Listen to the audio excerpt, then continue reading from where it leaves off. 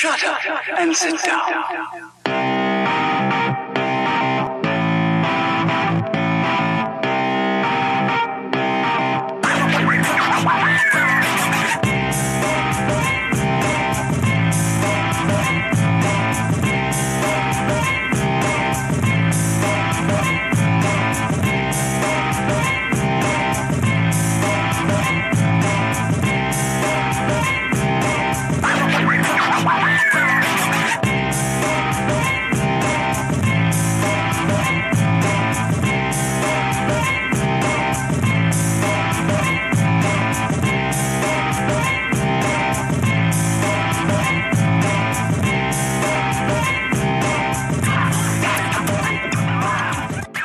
Salut tout le monde, Guy Baillargeon, l'épisode 61, 5e saison de Ensemble, on va plus loin, mon podcast immobilier. Puis il y a des fois, on fait des spéciales. Puis aujourd'hui, ça en est tout un spécial.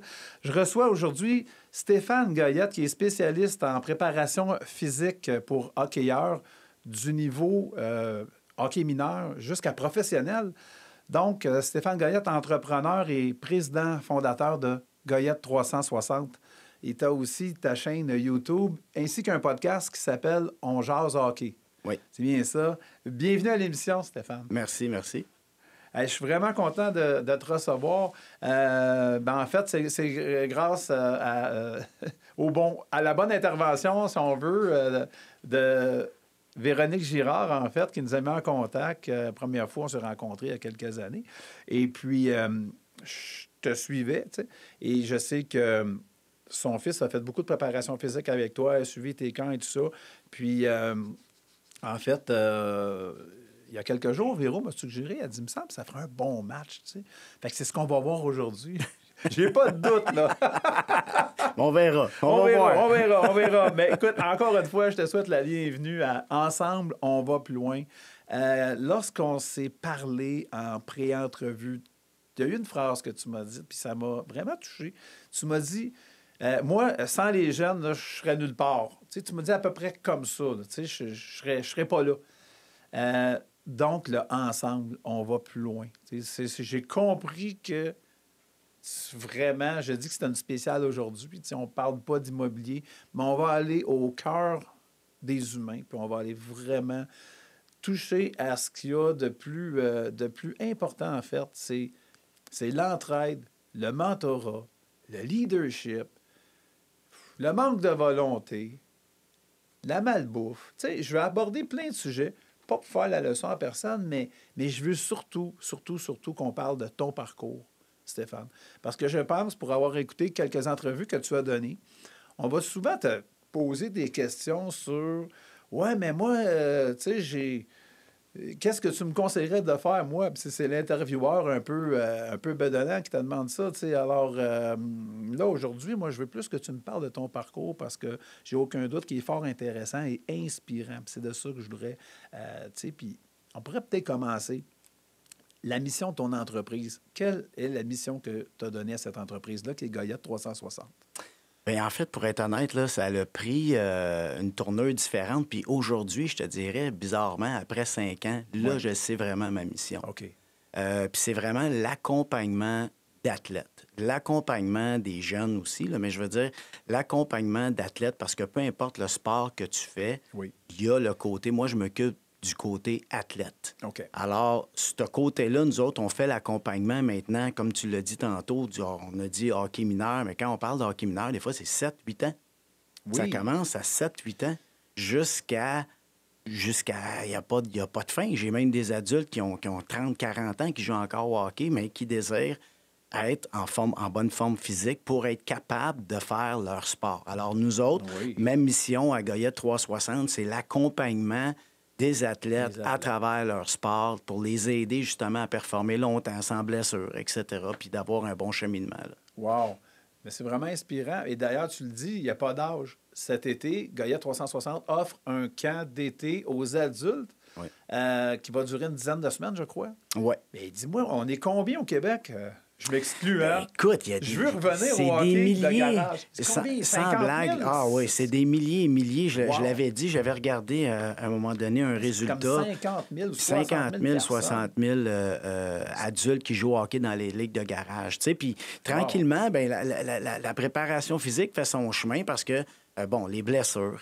Puis, tu sais, avant, quand Oui. on est jeune, là, de nous, en tout cas, je parle de ceux qui ont 40, 50 ans, Oui. ceux qui jouaient au hockey à l'époque, Oui. ben, on jouait au hockey parce qu'on aimait ça. En vieillissant, on a décidé de continuer à jouer au hockey pour se mettre en forme. Ben là, tu arrives à un certain âge où il faut que tu sois en forme pour jouer au hockey. Tu sais, tu le ressens un peu plus, là. Tellement bien dit. Là, s'il vous plaît, là, revenez en arrière de 20 secondes. Là. Non, mais peux-tu le répéter? Ben c'est ça. Maintenant, là, il faut se mettre en forme pour être jouer. capable de jouer au hockey. Tu sais. C'est bon. Là, tu joues au hockey, t'es raqué 2-3 jours. Ouais.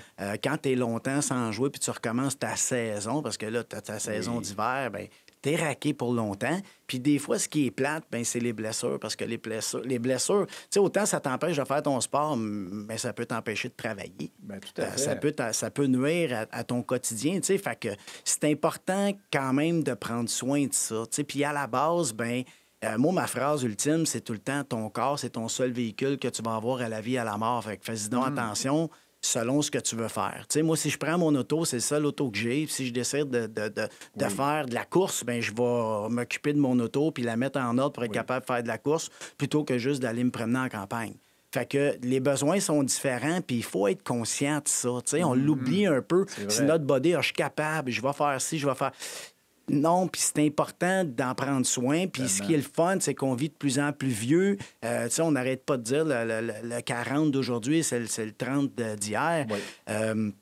Mais tout de même, tu sais, ça reste que c'est une réalité maintenant, puis les gens sont plus conscients, puis ils sont plus, pas juste plus conscients que de leur corps puis du bienfait, mais conscients aussi de la santé puis de comment je veux vieillir. Qualité de vie. Exactement. Fait que là, ça prend tout son sens, puis les gens commencent à être plus conscients de ça. Puis c'est le fun parce que ça veut dire qu'il y a un bon bout de fête, tu sais. Il y a un bon bout de pas... Tu sais, je regarde le titre propagande, bien, c'est un peu ça, tu sais. En même temps, faut propager ça, puis que les gens prennent conscience de ça. Puis c'est plus facile après, en tant qu'adulte, quand tu le fais, de toi aussi le transmettre à tes enfants.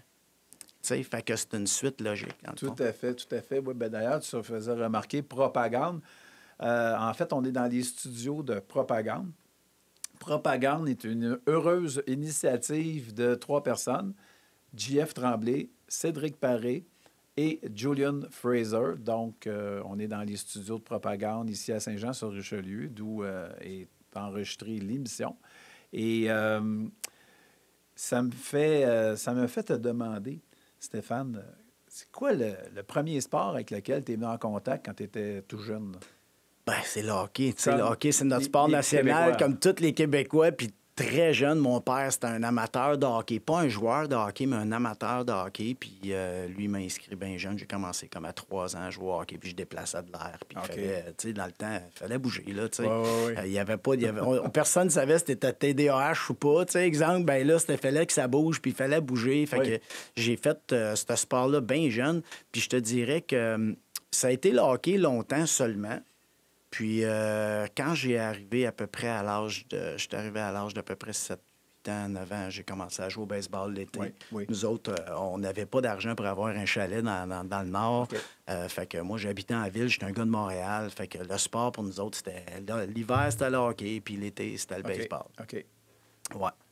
Tu étais dans quel quartier, à Montréal? Ben moi, j'habitais à Saint-Henri. Oui, OK. Ouais, dans l'ouest de Montréal. Oui. Puis j'ai grandi là, puis j'ai fait le tour. Tu sais, je te dirais que ça a été Saint-Henri, Verdun, Côte-Saint-Paul, etc., le Villemort, en vieillissant. Là. Oui. Et puis, tu sais, pour nous autres, ben en ville, c'était comme un incontournable si tu voulais bouger. Il fallait que tu fasses du sport. Absolument. Là, le terrain de balle l'été, l'aréna c'est de ball. ça. C'est ça. Puis ça faisait partie intégrale de toute l'affaire. C'était comme ça que ça marchait la plupart. T'sais. Et oui, les patinoires extérieures. Oui, puis il y en avait beaucoup. Dans tous les parcs de baseball, tu te trouvais avoir une patinoire extérieure. Fait que c'était pas banal d'aller jouer au parc à tous les jours pour nous autres. Là. Puis il n'y avait pas de... On s'entend, nous autres. Ben, je parle pour moi, en tout cas. On n'avait n'avait pas de jeux vidéo. Non, Fait non. que c'était clair que la première chance que tu avais de sortir, tu voulais sortir. Puis bien souvent, c'était la patinoire du coin que je me ramassais ou au parc de baseball. C'est bon, ça. Puis, toi, je veux dire, tu as joué au hockey. Mais As-tu joué au-delà de... As-tu joué dans Bantam? Oui, bien, j'ai joué. T'es allé midget? Oui, j'ai joué jusqu'à junior. OK. Mais moi, j'étais un joueur de petite taille. Hein, fait que j'étais pas... À l'époque, là, fallait que tu sois grand et gros. Là. Puis t'avais beau être bien bon, mais tu sais, le passage d'un petit joueur, c'était hyper rare. Ah, OK. Fait que j'ai joué jusqu'à junior. Puis après junior, j'ai pris, je pense, 1 an ou 2 off. Puis ça m'a tellement manqué, le hockey. Puis là, je suis revenu dans mes ligues de garage. Puis j'ai joué de ligues de garage compétitives, etc. Donc, puis après, en vieillissant, là, je me disais, ça me tente plus de jouer compétitif à ce point-là. Là. Je suis parti, puis j'ai joué dans des vrais beer leagues qu'on appelle avec des chums. Puis vraiment, des fois, on jouait, c'était 22 chums, 22 chums, puis on splittait les équipes quasiment. Là, puis on allait jouer ensemble. Fait que, puis même encore aujourd'hui, je le joue de cette façon-là. Ça a toujours fait partie intégrale de ma vie. C'est mon sport, j'ai besoin de ça, puis bien de la misère à m'en défaire. Toi, ton parcours académique, est-ce que ça a un rapport avec les sports ou Écoute, avec l'éducation? Non, pas du tout, pas du tout. Le sport a toujours été, pour moi, un loisir ou, je te dirais, comment je peux bien dire ça? Tu sais, ça faisait partie de moi. C'était régulier, c'était correct. C'est un mode de vie. C'est ça, c'était un mode de vie. Tu l'avais intégré à ton lifestyle. Exactement. C'était tout à fait normal. Puis ça faisait partie de ma vie régulière, tu sais. Puis, fait qu'à l'école, j'étais pas bon à l'école. J'étais pas un bon... pas que j'étais pas un bon étudiant. J'étais un bon étudiant. J'étais pas un fouteux de merde, comme on dit. Puis j'étais à mon affaire. Ouais. Par contre, l'intérêt n'était pas là. Je le faisais... tu sais, on va à l'école. Ça nous est... c'est obligatoire, si on veut. Oui. Mais ma mère était très bonne à l'école. Puis elle me poussait beaucoup à pas lâcher mes études, puis à continuer fort.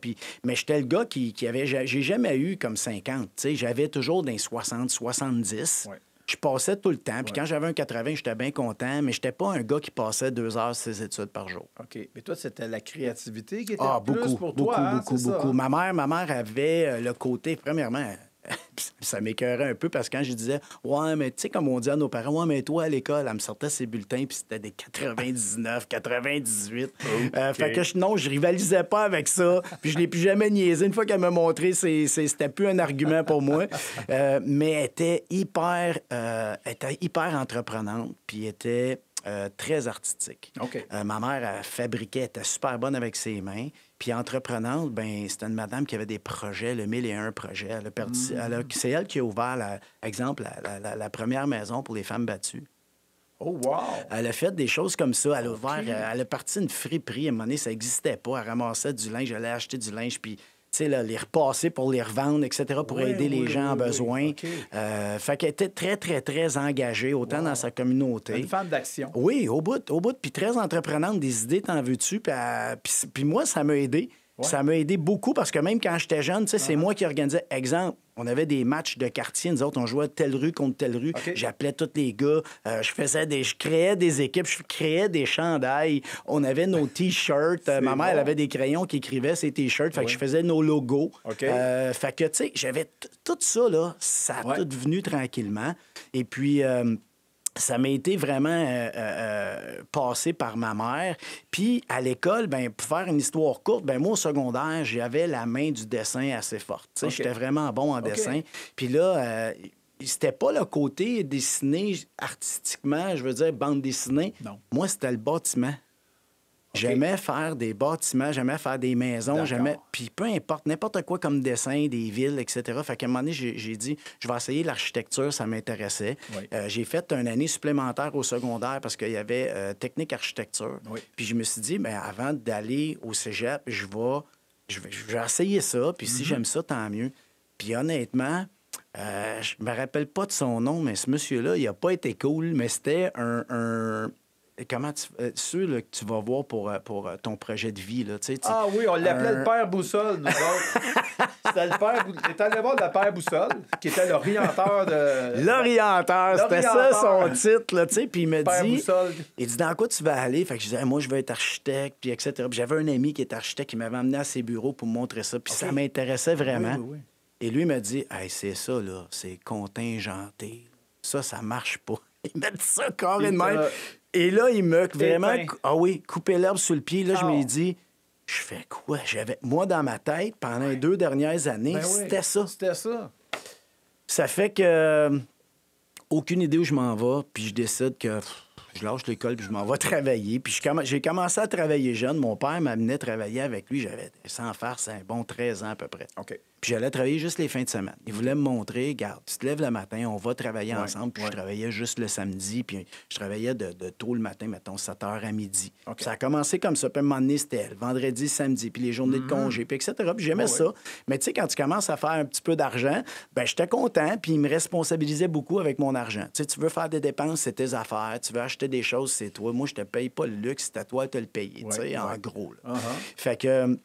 j'ai touché à ça jeune, puis écoute, le désir de travailler est arrivé tout de suite. Fait que quand j'ai lâché le secondaire, je me suis dit, bien, je vais aller travailler. Oui. Mais je te dirais là, que 16 à 18, là, je savais pas trop où je m'en allais. Ouais.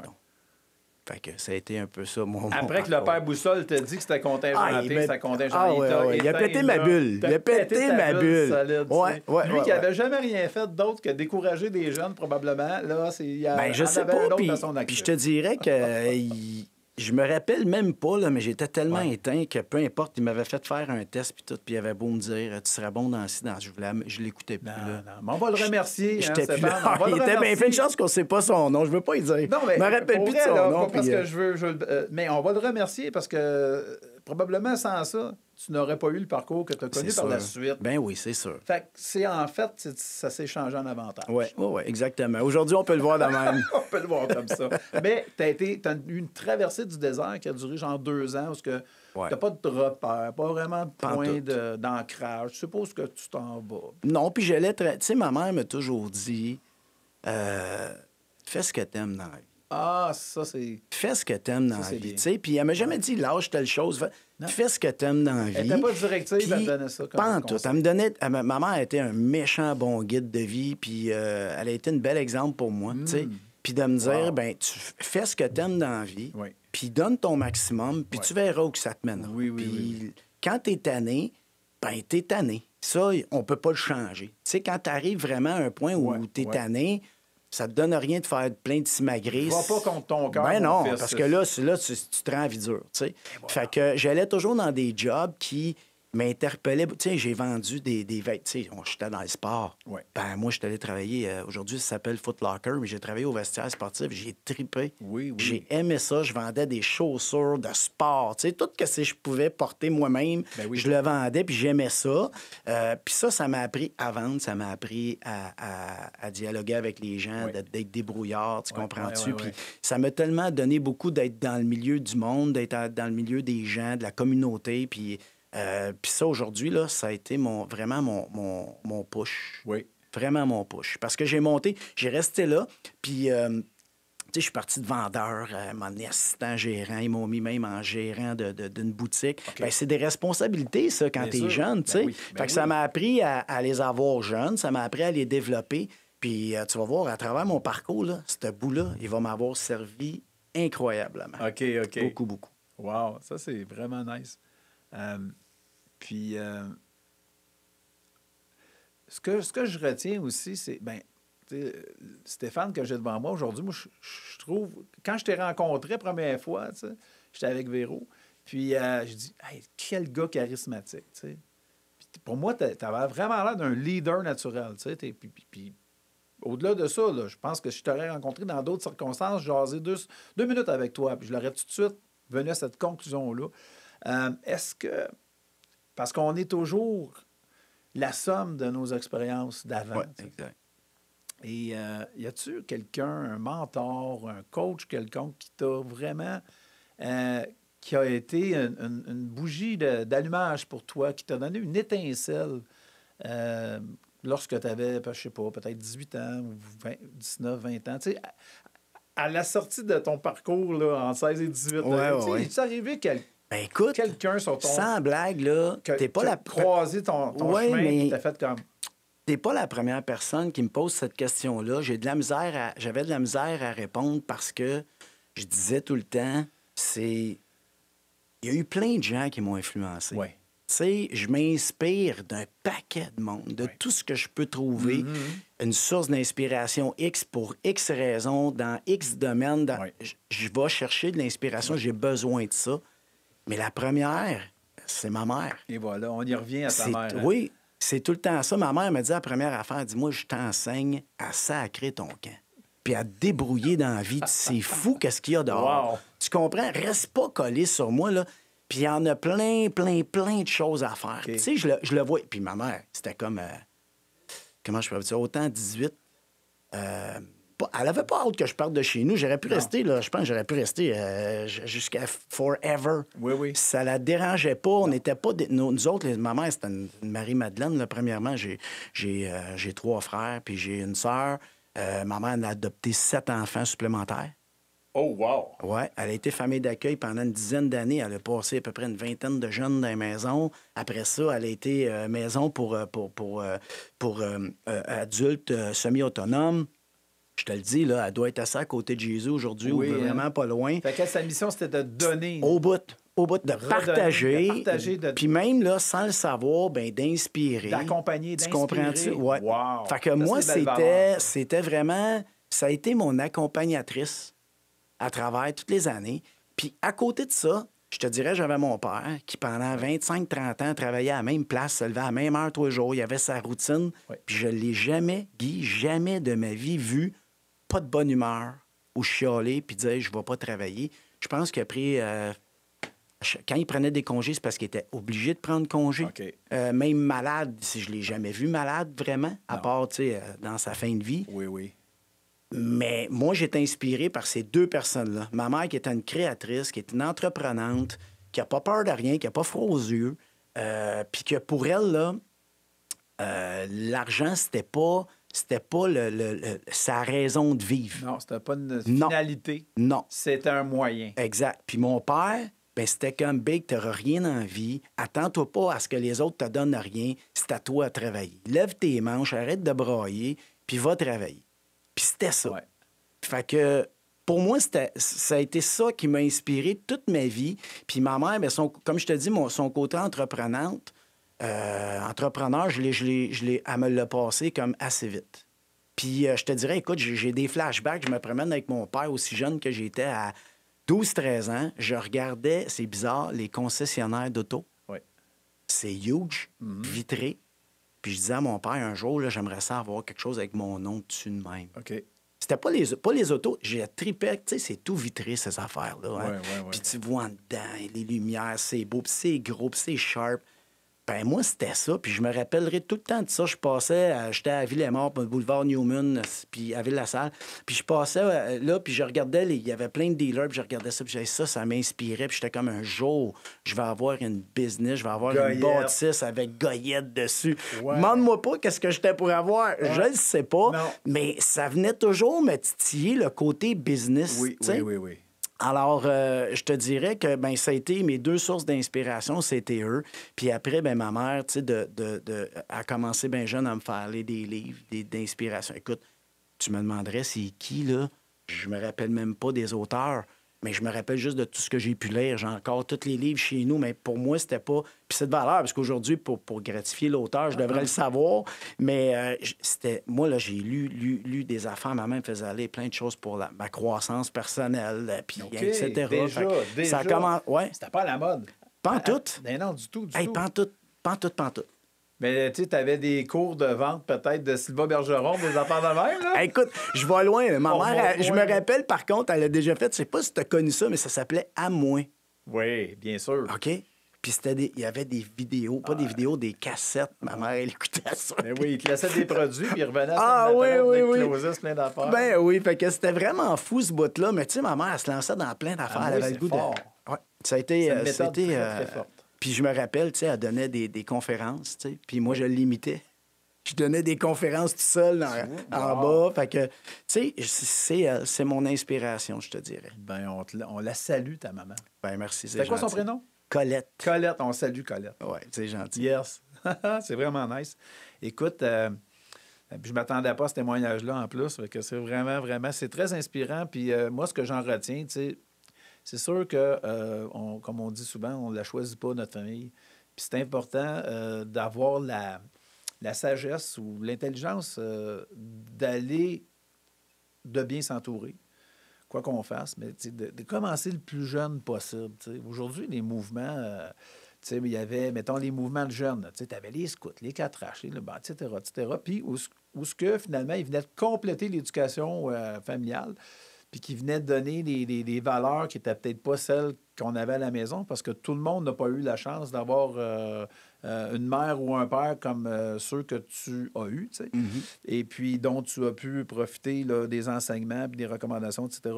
Mais c'est important parce que, exemple, dans les écoles, il manque beaucoup de présence masculine au niveau des enseignants. Puis ça, je pense que ça fait vraiment une trouée dans nos jeunes gars. Les gars ont besoin des modèles masculins à l'école. Présentement, c'est des modèles féminins. C'est pas que j'ai quelque chose contre ça. Puis ça, c'est mon opinion, ça n'engage que moi. Mais je trouve que c'est super important parce que souvent, ben, le père est absent, soit qu'il est absent carrément de la vie de l'enfant, ou il le voit une fois sur deux, une semaine sur deux, ou quoi que ce soit, ou une fois par jamais. Puis ces enfants-là ont besoin, tu as des organismes comme les grands frères, tu as des organismes, etc. Puis n'ayez pas peur de soit donner de votre temps pour ces organismes-là ou encore de prendre quelqu'un sous votre aile, que ce soit votre neveu, un enfant que vous savez que dans votre entourage qui va bénéficier, qui se montre curieux de savoir comment ça fonctionne, etc. C'est la parenthèse que je voulais faire pour, en fait, prendre la balle au bon.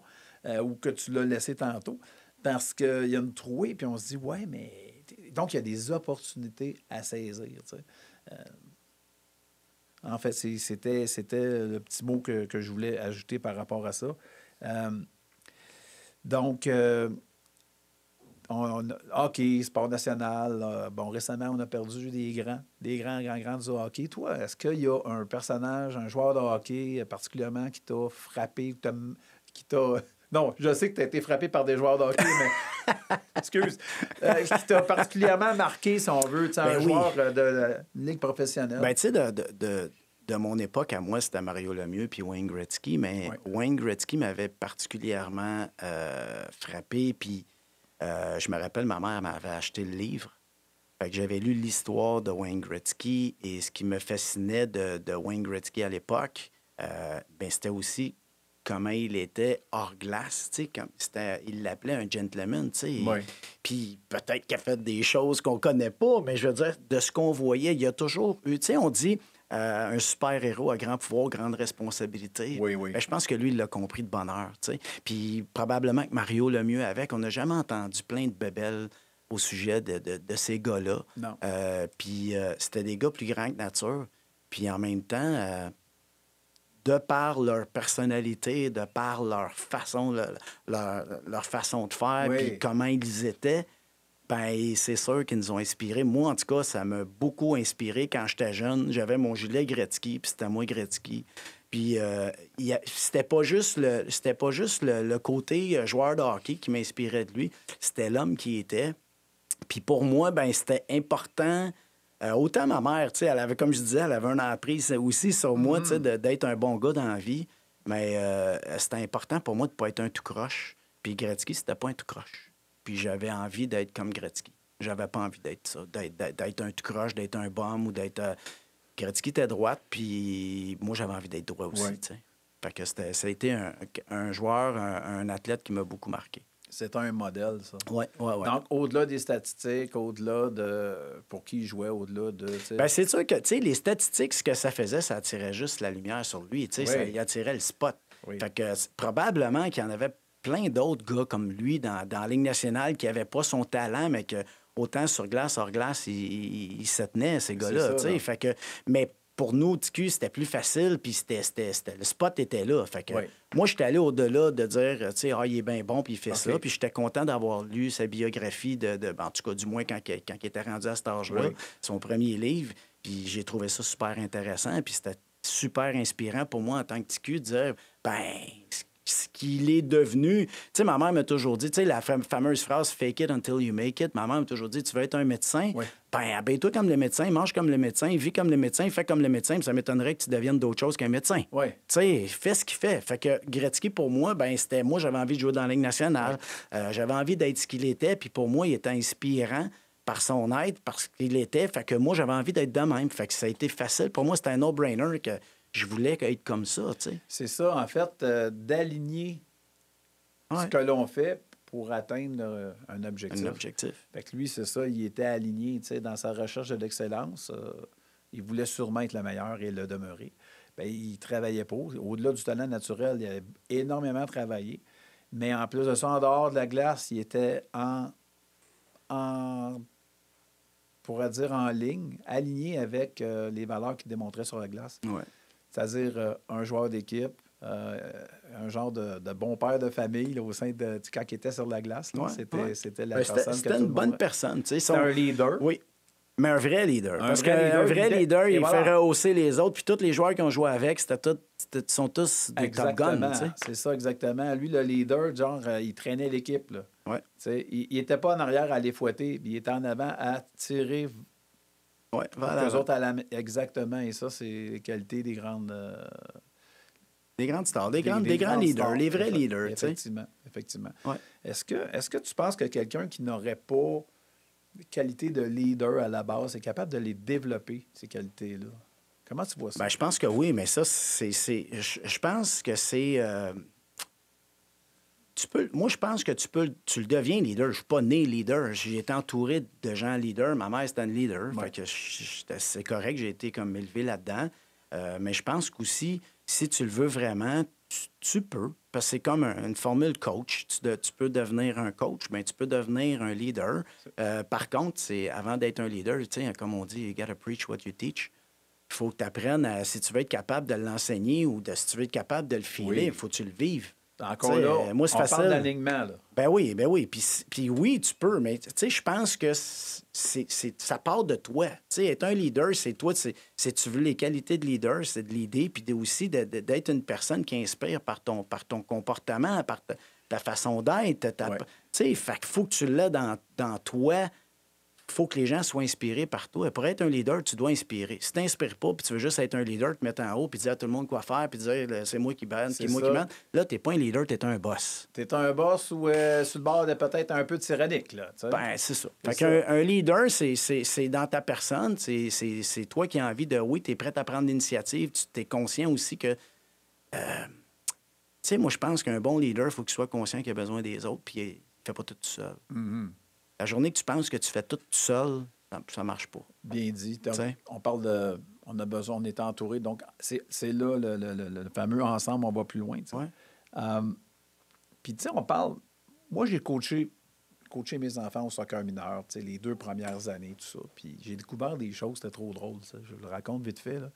C'est que le rapport au ballon entre les gars et les filles n'est absolument pas le même. Ça, c'est mon expérience. Je ne dis pas ça comme ça pour tout le monde. C'est peut-être juste anecdotique. C'est drôle parce qu'au début de la saison, on est petits munchkins, là, première année. En fait, pourquoi je suis devenu entraîneur, c'est parce qu'il manquait de coach. Puis là, j'arrive, mes enfants sont nés en septembre, puis il fallait qu'il y ait 5 ans au moment de l'inscription au mois de mai. Alors, les gens me disent, ben malheureusement, ça ne sera pas cette année. Tu sais. Avez-vous besoin d'un coach? Oui. Bien, d'abord, vous avez 2 nouveaux joueurs. Puis j'avais des jumeaux, tu sais. Il y a 5 minutes de différence, les deux. Alors, c'est comme ça que je suis devenu coach. Puis j'ai vu le rapport au ballon n'était pas le même entre les gars et les filles.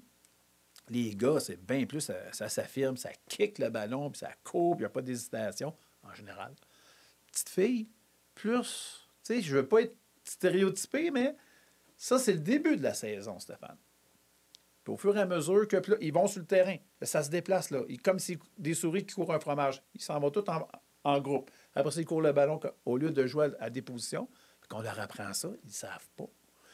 Mais la beauté de la chose, c'est qu'en fin de saison, gars-filles kick le ballon aussi fort. Les filles ont gagné de l'assurance. Donc, tu sais, je disais, le sport, c'est pas le sport pour le sport, c'est le sport pour permettre d'améliorer des compétences que tu n'as pas quand tu tu pratiques pas encore ce sport-là.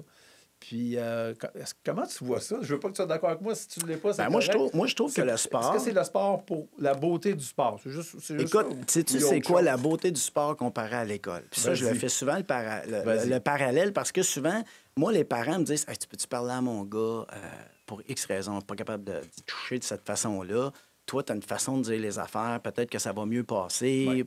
Peu importe. » C'est facile parce que le sport, il l'a choisi. L'école, il l'a pas choisi. Ça y a été mis dans la gorge, oui. ça fait partie du parcours. Ben, m'en dis à ta mère, pourquoi tu me mets à l'école? Parce que faut que tu ailles à l'école. Il y a la loi Je sur dis l'instruction publique, mon enfant. Puis je dis pas que c'est pas bon, là, c'est pas ça que je veux dire. Mais ce que je veux dire, c'est que c'est beaucoup plus facile quand tu mets un enfant au sport d'y inculquer plein des valeurs de vie. Ouais. Tu sais, t'apprends à pas lâcher, t'apprends à travailler dans l'adversité, t'apprends à être en équipe, mais d'être capable aussi d'être individuel, de travailler sur toi-même, d'apprendre à te responsabiliser, de pas responsabiliser les autres pour Les tes autres pertes. sont pas bons. Ouais, pas pogné à la passe. Tu sais, toutes ces... Alors, il y a un paquet de parallèles faciles à faire avec la vie de tous les jours. Puis moi, le sport m'a aidé à devenir ce que je suis aujourd'hui dans la vie quand je fais face justement à l'adversité, quand je suis obligé de travailler avec plein de gens, j'ai besoin d'aide, comment je m'y prends de travailler avec eux autres, qu'ayant eux envie de travailler avec moi. Tu sais, il y a plein de choses qu'on peut faire par rapport au sport, tu sais, que tu apprends. J'ai appris l'anglais au sport. Oui. Tu comprends? C'est un langage. Tu apprends à communiquer au sport. Tu apprends un paquet d'affaires avec le sport. Puis c'est très facile de faire comprendre aux jeunes parce que ça, tu dis, hey, buddy, ça, là, c'est toi qui m'as demandé de jouer au hockey ou c'est toi qui m'as demandé de jouer au soccer. Oui. Ça vient qu'une responsabilité, ça vient qu'un engagement, ça vient qu'une discipline, ça vient blablabla. Tu veux réussir, comme dans la vie, good. Il y a un contrat. Voici le plan, voici qu'est-ce que tu as à faire maintenant. You're on your own. C'est toi qui choisis de le faire ou pas. T'appliques-tu au complet ou t'appliques à moitié? Tu sais, c'est tellement facile. Fait que moi, c'est le côté que je trouve fascinant que le sport t'amène, que souvent, tu le vois pas quand tu es jeune. C'est quand tu es plus vieux puis que tu t'en sors. Moi, souvent, j'arrive un coup dur puis je me dis, comment je faisais? Comment je fais? Okay. Comment je m'y prends? Puis souvent, pas mon rapport, mais où est-ce que je retourne dans ma vie, c'est dans la période sportive. OK. Puis that's it. Puis là, c'est ça, ton ancrage est là. Puis là, ben, tu transfères cette solution-là ou la façon dont tu solutionnais à l'époque à ce que tu vis au moment où que tu le vis. Ouais. Puis ça donne des réponses. Oui. Tu sais, j'ai appris beaucoup de choses. Ma première vraie expérience là, dans ça qui m'a amené, jeune qui m'a amené là, je fais un parallèle rapide. Je suis pee-wee. Je suis le dernier. C'est la première fois que je finis la tombe puis je m'en vais essayer l'élite. Oui. Puis nous autres, le 2A, à l'époque, c'est comme un 3A. Il n'y avait pas de pee-wee 3A, nous autres. Okay. Pee-wee 2A, puis c'était meilleur de toute la région. Tu avais une invitation. C'est pas toi qui décidais qui allait. Tu avais une invitation. Oui. Fait que j'étais choyé, là, moi, d'avoir été choisi. Puis ça, je le comprenais. J'arrive là-bas, je travaille fort, tout. Puis je vais pas où mes chums sont. J'ai bien des amis qui sont même pas là. Fait que là, je m'en vais dans un coin où il y en a qui parlent italien, qui viennent de NDG, qui parlent anglais, qui parlent... Tu sais, alors là, j'arrive là, je suis vraiment out culture. Puis moi, je veux me faire une place. Je réussis à me rendre, je te le dis, jusqu'à la dernière journée, dernier match, tout. Je suis le dernier retranché. Puis ma réaction de faire comme un vrai bébé lala, je lâche. OK. Fait que là, le coach du 2B m'appelle, le coach du 2C m'appelle. Oui. J'y vais pas. Non. Là, c'est mon ego qui passe. Tout à fait. Puis j'ai dit non. Puis cette année-là, puis pour les deux l'année suivante aussi, j'ai pas voulu retourner par ego. Je suis resté dans le Pee-wee A.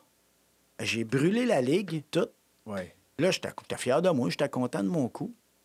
Puis quand je suis arrivé, j'ai reçu une autre lettre encore, c'est sûr, pour aller à Bantam. J'arrivais à l'autre étape, puis oui, j'étais allé dans l'élite.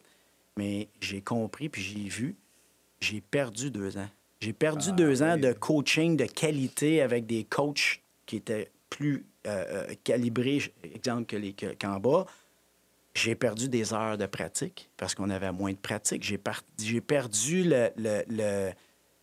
comment je pourrais bien dire ça? L'inspiration de jouer avec des gars qui étaient peut-être plus forts que moi. Oui. Au lieu de moi, je suis allé jouer en étant le plus fort en bas. Fait que aujourd'hui, quand je vis une étape où je me fais retrancher, si tu veux, où on me dit non et que j'arrête pas. Tu comprends-tu? Non, non, je ne retournerai pas en bas puis me satisfaire. Du bah, OK, d'abord, laisse faire. Ouais. Tu te dis non, moi, je. Non, non, non, non. Non, OK. ça, c'est terminé, ce OK, bout-là. OK. Et ça a été l'élément déclencheur dans ma vie qui m'a dit t'as perdu par toi-même. Ton ego mets-le dans tes poches de temps en temps, puis réfléchis donc. Tu sais, réfléchis à ce que tu vas faire. Puis, des fois, ce que tu penses, des fois, que c'est un coup de la vie, ben non, c'est une chance que tu as. C'est vraiment une chance que tu as. Tu rétrogrades Non, pas. ça se transforme en opportunité. Oui, exactement. Tu sais, tu penses que c'est un mauvais coup, puis finalement, c'est une opportunité que tu as. Fait que je suis très à l'écoute de ces choses-là pour pas que ça se reproduise. Tu sais. Puis le sport, c'est le sport qui m'a amené ça. Ben, ça, c'est vraiment bon. Toi, tu as monté de Goyette 360. Vous êtes plusieurs personnes qui gravitent autour de l'organisation, j'imagine. Bien, honnêtement, j'ai parti ça avec un de mes amis. Puis en fait, je dis j'ai parti ça, mais dans le fond, c'est peut-être lui qui l'a parti. OK. On s'est rencontrés il y a plusieurs années, à peu près, juste 8 ans à peu près. Puis c'était quelqu'un qui nous avait mis en contact pour que moi, j'entraîne des jeunes que lui, il avait bâti un projet d'amener des jeunes joueurs de hockey à aller jouer en Suisse. Puis moi, je l'ai rencontré comme ça. Puis il m'a dit, ben écoute, je cherche quelqu'un pour entraîner mes jeunes, puis j'aimerais ça. Il y a quelqu'un qui m'a dit que tu étais bon là-dedans. Tu voudrais-tu faire ça? J'ai dit, ben oui. Puis ça a parti comme ça. Puis moi, j'ai voulu rentrer un autre projet là-dedans. J'ai dit, hey, moi, j'aimerais ça qu'on fasse un projet pilote. J'ai de quoi dans la tête, ça fait à peu près 10 ans. OK. Je pense que ça pourrait être quelque chose que je pourrais avoir si ça marche. J'aimerais ça qu'on entraîne les parents aussi. On invite les parents, puis les gars, puis les jeunes, puis on va faire ça dans un parc, puis on va faire ça 1 heure par semaine, 2 heures par semaine, peu importe, pendant une couple de semaines, 3-4 semaines. OK. Puis finalement, on a fait ça tout l'été. Les parents ne voulaient plus débarquer. On a envoyé un email à une couple de parents, dont tous les joueurs. Puis on s'est dit, peut-être une quinzaine. On s'est ramassé à peu près 35 dans une cour d'école. Puis là, on a dit, wow, OK. On a parti ça de même. Puis on s'est dit, c'est sûr qu'au fil du temps, on va perdre du monde. Ben non, au fil du temps, il y a plus de monde qui sont venus se greffer à nous. Puis ça a été vraiment cool. Puis ça a été l'élément déclencheur. Pour moi, c'était comme mon étude de marché qu'on a réussi à faire dans un été. Ça répondait à un besoin. Oui. Puis un jour, on est assis à la maison à prendre une petite bière. Puis on est fous tous les deux, on est contents de la répercussion. Puis moi, je dis, écoute, moi, avoir une école de hockey, ça serait comme ça, comme ça, comme ça, comme ça, comme ça, tu sais. Puis je m'en vais chez nous. Puis le lendemain matin, il m'appelle, puis il me dit, hey, on est enregistré. On a notre école de hockey, let's go, on passe ça. Et là, je capotais parce que je me suis dit, une chance que tu as fait ça. Mais j'étais comme prêt, puis pas prêt. Oui. Mais je me suis dit, hey, let's go. Il l'a fait, je pense que j'ai le bon gars. On le fait. Puis je pense que ça va m'aider. Puis pour pas dire son nom, Pierre Simard, c'est lui qui a été l'élément déclencheur, la bougie d'allumage, si tu veux. Mais il a été plus que ça. Tu sais, il a été le gars qui m'a drivé. Parce que, oui, j'avais le goût. J'arrivais d'un passage pas facile dans ma vie. Ouais. Puis ce gars-là, il m'a comme pris sur son aile. Puis il a dit, hey, tu sais quoi, let's go, on y va. Puis on y va. Puis il m'a vraiment aidé à cheminer à travers mes tripes, mes rêves. Puis lui, il capotait. Il était là avec toi, là, quand tu pars, c'est malade mental, ça finit plus. Puis on avait des rêves fous, mais en même temps, sans savoir trop ce qu'on s'en allait avec ça. Puis écoute, on a parti tranquillement. La première année, on a eu 25 jeunes.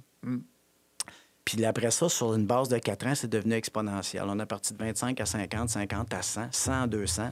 Puis une année, on s'est ramassé à 450 jeunes d'un été. Oh yes. Fait que là, on a vu qu'on avait quelque chose. Puis malheureusement, tu sais, pas longtemps après, peut-être l'année d'après, Pierre est obligé d'arrêter parce qu'il dit, écoute, je travaille. Lui, il travaille pour la compagnie Tulé, tu sais, qui vend des racks de vélo, etc. Puis c'était super demandant, puis il y avait beaucoup moins de temps. Puis il dit, gars, Steph, je te laisse aller. T'es capable du sol, là, let's go, tu sais. Puis là, moi, j'ai décidé de pousser davantage, puis de dire, OK, let's go, je vais voir jusqu'où je peux aller dans mes idées les plus folles, etc. T'sais. Puis aujourd'hui, ça donne un super de beau produit. Là, oui, parce que vous avez plusieurs programmes. Oui. C'est ça. Puis, je sais que vous avez c'est 12 mois par année, en fait. Là. Vous avez une offre qui est plus que l'été, en fait. Oui.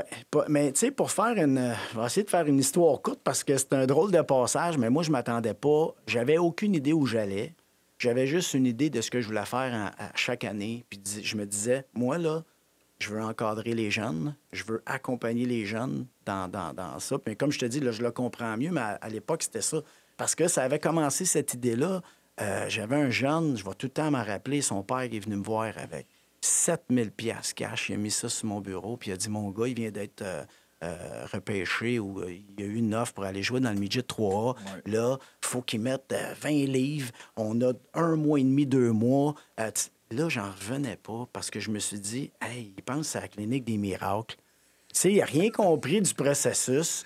Puis là, j'ai dit, ben écoute, quand même, tu me donnerais 100 000. Ce que tu me demandes est pratiquement impossible. Mais pourquoi qu'il n'a pas commencé à s'entraîner avant? Le kid s'était jamais entraîné, il n'avait jamais touché. Fait que là, je me suis dit, hey, il faut commencer plus jeune. Je peux pas attendre à ce que le jeune vienne me voir à 16 ans, puis on start. Non. Il faut commencer ça plus jeune. Puis à l'époque, nous autres, on se servait du sport pour se mettre en forme. Aujourd'hui, c'est plus compliqué, le hockey. Puis on s'est aperçu que ben, plus que tu es athlétiquement bon ou tu es un meilleur athlète, ben, plus tes chances d'être un bon joueur de hockey sont augmentées. Oui. Alors, ben, moi, c'est de là que toute l'idée a commencé. Puis j'ai dit, je vais commencer plus jeune. Puis à l'époque, quand je dis plus jeune, je commençais peut-être à 10 ans, là, les premiers. Là. Puis là, ben, à cette heure, on va beaucoup plus jeune parce qu'on a développé d'autres sortes de programmes. Mais tout ça pour dire que maintenant, ben oui, on en fait 12 mois par année parce que Goyette 360, exemple, est responsable de la préparation physique dans un programme de hockey scolaire. Fait que ça, ben c'est tout l'hiver. Puis à partir de 12 septembre, ben pas de 12 septembre, à partir, pardon, de mars, ben là, c'est Goyette 360, les camps de hockey. J'ai un camp de jour pour les enfants plus jeunes. J'ai du hockey de printemps pour ceux qui veulent continuer à jouer des matchs pendant le printemps puis de prolonger la saison, si tu veux. Alors, j'ai parti toutes ces petites divisions-là de Goyette 360 parce qu'aujourd'hui, je me dis, ben, on peut aider encore plus de jeunes. Puis, tu sais, je te dirais qu'il y a des affaires que j'aimerais changer le monde. Là. Ouais. Mais je sais que je suis pas capable. Mais si je suis capable de faire une différence, pour moi, c'est ça. Si je peux faire une différence dans la vie des jeunes, ben j'ai rempli ma mission. Puis encore une fois, on en revient tantôt, c'est pas le... Oui, c'est le sport, mais c'est pas le sport. Pour le sport, c'est toutes les compétences que ça va apporter aux jeunes. Ouais. Les compétences sociales, de groupe, de dépassement de soi, fixer atteindre des objectifs. Ouais. Puis bâtir un mental fort. Ouais. Et, ça, c'est le plus facile, difficile. Hein? Là, bien plus facile de jouer à Xbox que de manger sa coche et de s'entraîner. Mais puis pas juste ça. Je te dirais qu'on est en grande partie responsable. Tu sais, tantôt, on parlait des parents. Ben, on va être honnête, là, on rend la vie plus facile à nos enfants que nous, on l'a eu. Puis nos parents nous l'ont rendu plus facile qu'eux l'ont eu, etc. Je pense qu'il va y avoir un moment donné peut-être un retour du balancier à ce niveau-là parce que là, on se rend compte que écoute, je parle en général, mais on n'a pas. Les jeunes ont un moral pas fort. Non, hein? Tu perds d'un but, ça paraît. Oui. Ça peut être bien dur à revenir, pourtant, c'est juste un but, puis la game n'est pas finie. Tu comprends? Alors, souvent, tu sais, ma mission aussi à travers ça, c'est de leur montrer qu'il n'y en a pas de facile, qu'il ne faut pas lâcher, que c'est jamais fini jusqu'à temps que ça soit fini. Okay. Tu sais, toutes les phrases que nous autres, on a vécues avec, mais eux, j'essaie de leur transmettre ça. Puis d'être capable de l'amener à plusieurs niveaux, mais avec des exemples aussi. OK. Tu comprends? Puis c'est pas facile. Puis souvent, ben encore une fois, à travers le processus, tu as des parents qui sont pas convaincus, qui veulent encore, dans la difficulté, leur mettre ça encore plus facile. Non, laisse-les vivre sa difficulté. Toi, en tant que parent, c'est pas toujours de faciliter le chemin, c'est de ramasser pour casser, puis de leur lever de bout, puis redonner la motivation pour continuer l'autre bout, parce que tu pourras pas toujours faire ça. Parce que la vie, c'est difficile. Oui, puis il y aura pas toujours quelqu'un là pour te rendre facile. Non. Fait que, tu sais, moi, je me dis juste, quand il y a un bout difficile, tu sais, que ce soit à l'école ou même dans le sport, trop facile d'aller voir le coach. Montre-lui à ton fils d'avoir une voix puis d'aller voir le coach. Puis prends ta réponse, puis analyse-les. Parce que des fois, le coach, c'est pas pour mal faire, mais il y a une responsabilité. Tu dois te responsabiliser par rapport à ça. Puis prends ta responsabilité. Tu sais, moi, quand un jeune, il vient, il n'a pas son uniforme, puis il me dit, ma mère, elle l'a oublié. Non. Tu vas faire des push-ups, t'as pas ton linge, demain, tu vas l'avoir. l'as oublié. Tu l'as oublié. Ta mère a peut-être 3 enfants, 4 enfants, a fait 7 brassées de lavage. Tu sais, fait que moi, c'est ce bout-là Oui. que moi, là, je responsabilise, exemple, le jeune. Bien, à plein de niveaux, ça se fait, ça. Oui. Puis souvent, on évite à lancer la pierre sur la personne, mais hey, on est en train de faire une job avec ton kid. Si tu l'amènes ici, c'est parce que tu as confiance. Et voilà. Puis je pense qu'il n'y a pas un responsable. Je parle en général. Oui. Il n'y a pas un coach, un entraîneur, un professeur, tout qui se lève le matin et qui dit tiens, je pense, je vais aller faire chier 2-3 kids, moi, aujourd'hui. Tu comprends-tu? Il n'y a personne qui veut faire ça. Ben non. On a envie de transmettre, on a envie de donner notre passion. Puis peu importe que ça aille bien dans ma vie ou moins bien dans ma vie, tu sais, ça se peut que je ne sois pas de bonne humeur puis ça passe moins bien. Oui. Ça, je suis d'accord. Ça, je suis tout à fait d'accord. Mais il n'y a pas de décision qui est prise en fonction de faire chier personne. Non, tu c'est comprends? ça. On va prendre des souffres-douleurs, des trucs comme ça. là, c'est Ben pas ça. exactement, tu sais. Fait que... Ça m'amène à une question parce que, tu sais, ici, ensemble, on va plus loin. On est vraiment, on est au cœur de l'humain, de l'entraide, des valeurs humaines, puis qu'est-ce qui nous motive à, justement, avancer dans la vie. Souvent, on va s'en remettre à, tu sais, t'as le chef d'entreprise ou la chef d'entreprise. Au hockey, on a un entraîneur en chef. Est-ce que les entraîneurs suivent des formations quelconques pour apprendre à comment parler aux jeunes, comment, tu sais, la psychologie de base? Est-ce que ça existe, ça, dans le mouvement de hockey actuellement? Oui, mais... De façon formelle, j'entends, là. Tu sais, Écoute. appelons ça une clinique, entre guillemets. Regarde Est-ce que bien. ça existe, Stéphane? Tu es dans l'immobilier. Oui. Il y a des agents d'immeubles. Oui, Il y en a des bons puis il y en a des pas bons. absolument. Il y a des avocats, il y en a des bons, il y a des formations, il y a des coachs, tout le monde fait le barreau, Ouais. tout. Il y en a Ouais. des bons, il y en a des pas bons. Tout à fait. Ben, dans le coaching, c'est pas différent. OK. On part tout en étant d'un être humain, tu as une base, tu as un bagage, tout. Regarde, moi, là, j'ai eu la première expérience cette année, j'ai dit, je veux le vivre, on m'a offert un poste de coach en chef. OK. J'ai dit, je veux le vivre. Moi, je suis coach, mais je suis entraîneur. Puis moi, je le dis, la différence, c'est quand tu coaches,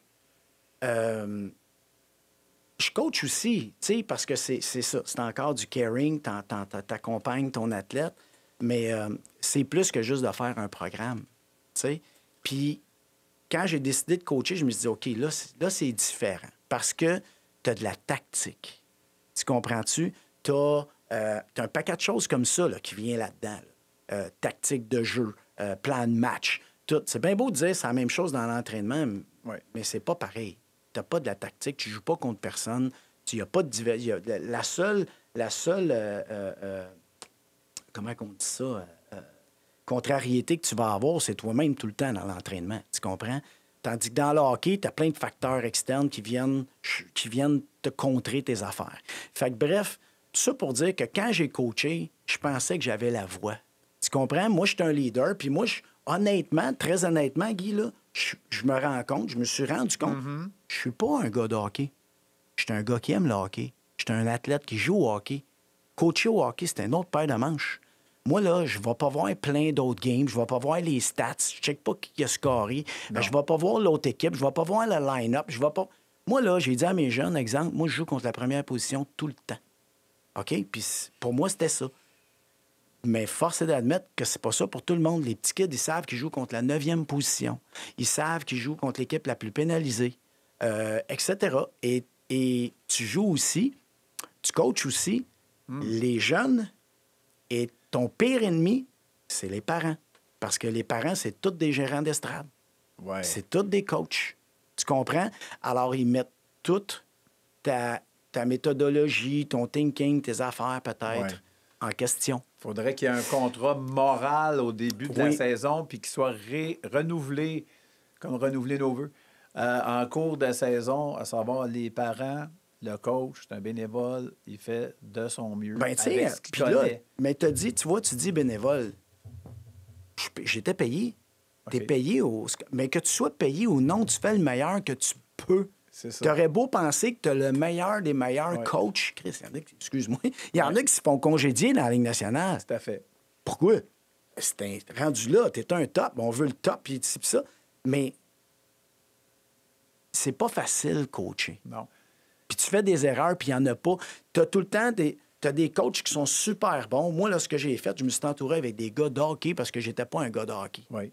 Moi, j'étais le motivateur. Hey, là, tu as dit le mot sur lequel je voulais t'amener, justement. Le motivateur. Le gars ou la fille qui peut faire la différence entre gagner ou perdre une game. Oui. Parce que quand tu parles de leader, pour moi, c'est ça. Moi, un leader, c'est un motivateur. Et voilà. Parce que tu es capable de tirer les autres avec toi. Tu es capable de donner un sens à ceux qui pensent qu'ils n'en ont pas. Puis littéralement, mettre T'sais. de l'acier entre les deux oreilles. Ouais. À ton De joueur, faire réfléchir. Moi, à là, ton équipe. c'était ça mon trip. Rencontrer mes athlètes, rencontrer les joueurs, leur faire comprendre leurs forces, leurs faiblesses, mais aussi de leur montrer qu'ils sont capables, de les encourager à faire mieux, etc. Puis de leur donner les outils pour, puis de pas arrêter de Tu leur dis pas, tu sais, puis il y a une différence entre motivateur, là, je suis pas menteur. Fait que si tu t'attends à dire, hey, t'es bon, lâche pas. Non, moi, te le dire quand ça marche pas puis c'est pas bon, mais je peux te donner les outils, par exemple.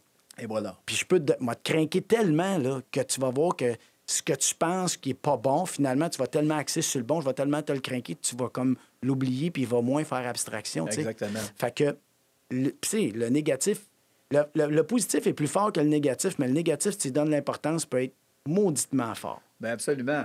Il va faire la différence entre je gagne ou je perds.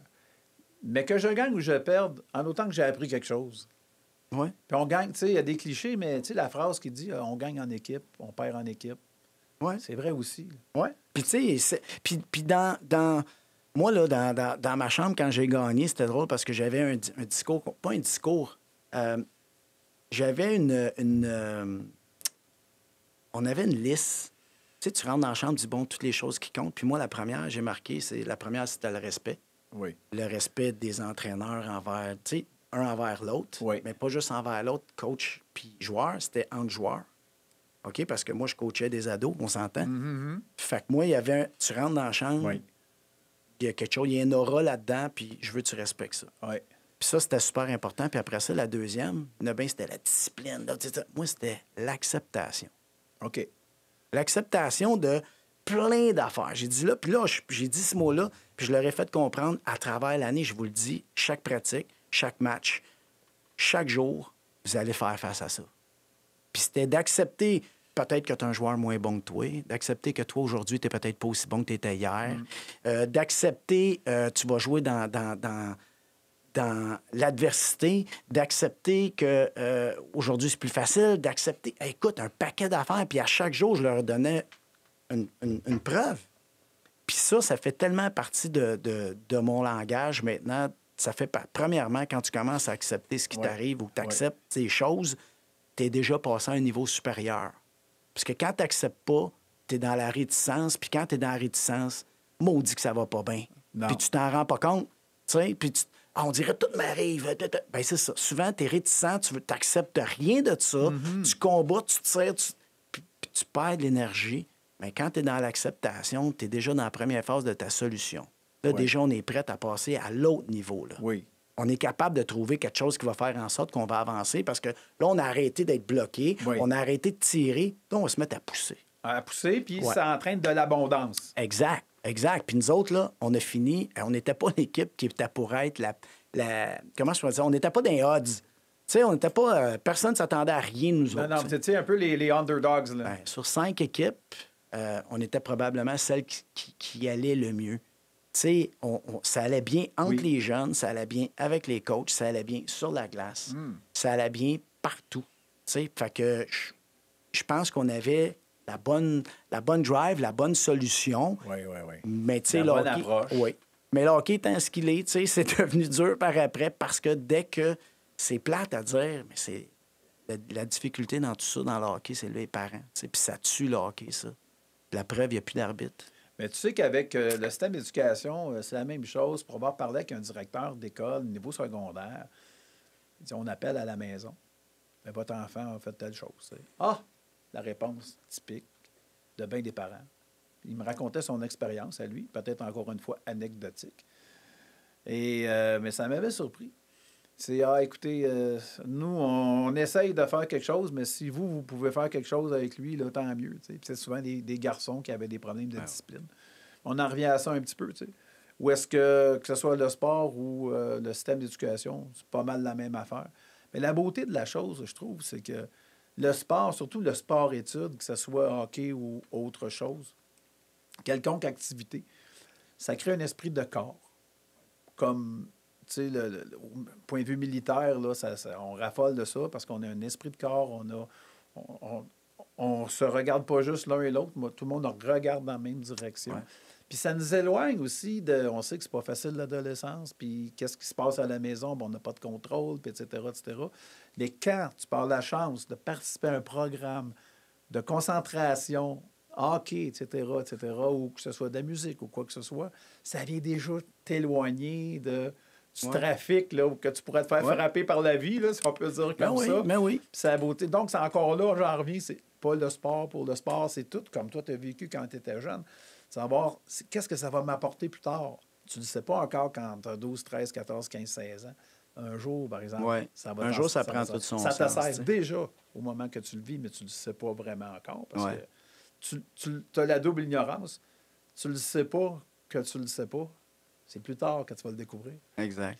Mais tout ça, c'est vraiment... mais je trouve que c'est presque... en tout cas, missionnariat, missionnaire, évidemment, c'est tous des mots dérivés de la même racine. Ça veut dire... on prend le bâton du pèlerin puis on avance. Bien, écoute, tu essaies de faire le mieux que tu peux. Puis, il y aura toujours des gens contents, pas contents. Puis, tu n'as pas toujours des success stories. Là. Non, absolument. C'est comme ça. Un travail d'éducation, parce que, tu sais, c'est sûr que, bon, on se dit les vraies affaires. Bien, les parents qui voient leur enfant qui va finir dans la Ligue nationale, tu sais. On pourrait prendre, dire, ben non, mon enfant, je vais l'éloigner des tentations, je vais lui donner ce que moi, j'ai peut-être pas eu, c'est-à-dire un bon encadrement, des belles valeurs, une forme physique, etc. Puis, j'ai la chance d'avoir quelqu'un comme un Stéphane Goyette, par exemple, qui va contribuer, finalement, à l'épanouissement de mon ado, de mon enfant, que c'est pas toujours facile dans la vie. Puis là, moi, puis évidemment, c'est un vœu pieux, mais si les gens pouvaient penser, et au-delà de la performance, c'est sûr que c'est important de savoir que c'est comme une espèce de fierté, là, tu sais. Puis, bien, moi, je ne referai pas le monde aujourd'hui, mais non, puis, pour avoir observé des choses, tu fais comme, mon Dieu, ils vivent un peu par procuration, où ils se projettent, tu sais. Mais tu sais, ça, moi, j'ai rien contre ça. Mais non. Qu'un parent voit son fils dans la Ligue nationale, honnêtement. Ce bout-là, ça ne me dérange pas. OK? Parce que même moi, je rêvais de l'être, puis jamais je vais péter une bulle à un jeune, dire, ben non, tu peux pas y aller, t'es pas assez bon, etc. Non. Ce que je dis, tu veux aller dans la Ligue nationale, oui, OK, mais là, il faut que tu travailles fort. Tu sais, il y a plein de choses que tu vas devoir faire. Il faut que tu sois aligné. Exact. Puis, moi, je pense que là, c'est là que le parent arrive, puis je trouve ça intéressant, de l'encourager, lui donner les outils nécessaires pour qu'il réussisse, d'y faire comprendre ce que ça prend, etc. Jusque-là encore, ça va bien. Sauf qu'à un moment donné, si tu donnes tu sais, quand tu le mets dans une équipe de hockey, ou que tu le mets à l'école, que tu le mets dans quelque chose, c'est comme donner par procuration le droit de, ou tu sais, tu dis, ben OK, je te fais confiance, gars, je mets ça. Ben c'est sûr qu'il le fera peut-être pas comme toi. Non. Il fera peut-être pas comme toi tu veux. Parce que si tu veux que ça se fasse comme toi tu veux, ben donne ton nom. Vas-y, coacher, ça va se passer comme tu veux. Exact. Puis tu vois qu'on est tous des êtres humains. On en fait des erreurs. Moi, là, le premier, là, puis j'ai aucun problème à les prendre, puis les avouer, puis dire, ben c'est vrai, je me suis trompé, puis dire, je vais faire un effort là-dessus, voyons donc, puis tu sais, je veux changer des choses. Mais je trouve que trop vite, on pitche la pierre, tu sais, trop vite. Puis dans le hockey, c'est un peu ça. Ah, le coach a fait ci, le coach a fait ça, la ligue a fait ci, le hockey mineur a fait ça, l'autre a fait ça. Hey, on a une part de responsabilité aussi. T'sais. Et voilà. Alors, c'est important de... Moi, j'ai appris à faire la part des choses avec ce que j'ai vécu. Puis ça m'a aidé à prendre du recul. Puis je peux te dire, malheureusement, je ne coacherai plus jamais. Non. Ça me tente plus. J'ai perdu... Pas j'ai perdu le goût, j'ai adoré ça. Mais ce bout-là, je n'ai pas envie de dealer avec. Fait que je préfère rester dans mes souliers puis faire ce que je fais de mieux. Puis dire, ben OK, moi, je vais entraîner les jeunes, puis je fais ça. Mais j'ai vu c'était quoi coacher. J'ai vu c'était... Puis c'est mauditement pas facile. Puis en même temps, l'avantage que ça t'a donné, c'est d'avoir un regard nouveau sur cet important travail qu'est le coaching. Alors, puis c'est comme, finalement, c'est quelque chose dont tu n'aurais pas pu parler. Oui, tu aurais pu lire un livre là-dessus. Ben oui, ben oui. Mais là, tu l'as vécu, ce qui est encore mieux. Oui. Je pense que cette expérience est applicable dans la vie de tous les jours. Écoute, Stéphane, je te remercie infiniment. C'était vraiment très plaisant. Alors, je rappelle, j'avais comme invité aujourd'hui Stéphane Goyette, président et fondateur de Goyette 360, en fait, qui est un spécialiste en préparation physique pour hockeyeurs. Et en fait, il prend en charge la vie d'athlète de nos jeunes. Puis aussi, depuis peu, il redonne des espoirs à ceux qui en ont peut-être perdu, c'est-à-dire avec ton école, ton camp d'entraînement, pour les gens qui jouent dans les ligues qu'on appelle les ligues de garage. Mais ça, on est 50, 60 000 au Québec. Alors, c'est pour ça qu'il n'y a pas beaucoup d'heures de glace disponibles, parce que c'est en grande demande. Écoute, je te remercie beaucoup pour ta générosité. Merci d'avoir accepté l'invitation. Donc, est-ce que tu as un petit conseil à donner aux auditeurs, aux auditrices, comme le mot de la fin, là, qu'ils soient parents ou qu'ils ne soient pas encore parents? Qu'est-ce que tu dirais à ces gens-là? Bien, en tant qu'entraîneur, là, je vais te dire la même phrase que j'ai dit tantôt. T'sais, votre corps, c'est le seul moyen de transport qu'on a pour le reste de la vie. Prenez-en soin. Puis restez actif le plus possible. T'sais. Absolument. Et puis, moi, le mot de la fin, c'est gardez le sourire. Salut tout le monde. Ciao. À la prochaine. Merci. Bye-bye.